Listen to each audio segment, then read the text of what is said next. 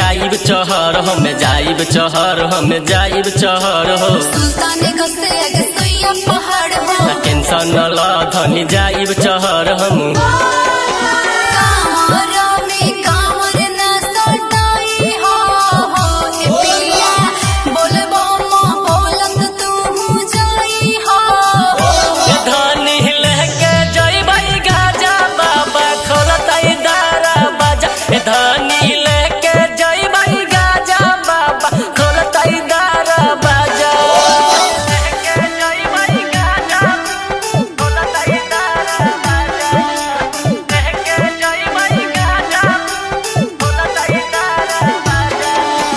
नाचत गावत जाइब देव घर हो जाइब देव घर धनी जाइब देव घर हो कैरो के पापा ले ले आई हमार शादी हो ले ली हसाड़ी पियरी ले ली हसाड़ी हो नाचत गावत जाइब देव घर हो कैरो के पापा ले ले आई हमार शादी हो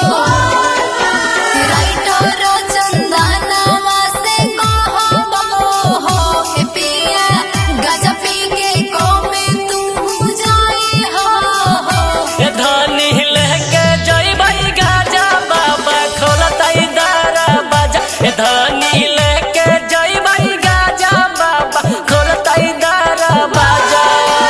ठीक बात छिलमो ले ले जाए।